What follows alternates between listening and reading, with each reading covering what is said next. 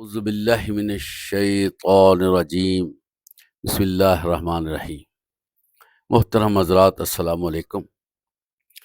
بحیثیت مسلمان سب کی خواہش ہے کہ اللہ تعالی ہمیں جنت میں جگہ عطا فرمائے، اور اللہ تعالیٰ نے اہل ایمان کے لیے بڑی ہی اعلیٰ شان جنت تیار کی ہے۔ جنت کو حاصل کرنے کے لیے دنیا میں رہتے ہوئے محنت بھی ضروری ہے۔ آپ صلی اللہ علیہ وسلم نے جنت کے حصول کے لیے ہماری بے حد رہنمائی فرمائی ہے۔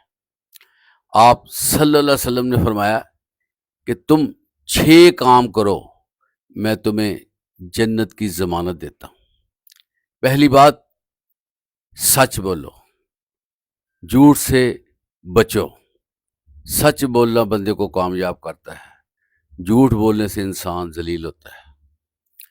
اور جب وعدہ کرو تو پورا کرو۔ انسانی شخصیت اس کے وعدے کے گرد گھومتی ہے۔ اگر کوئی بندہ وعدہ کر کے نبھاتا ہے تو معاشرے میں اس کا قد بڑھ جاتا ہے۔ اسی طرح امانت دی جائے، امانت میں خیانت نہ کی جائے۔ امانت میں خیانت کرنا بہت بڑا جرم ہے۔ اور اسی طرح چلتے ہوئے بڑے ہی اچھے طریقے سے اپنی نگاہوں کو نیچے رکھا جائے۔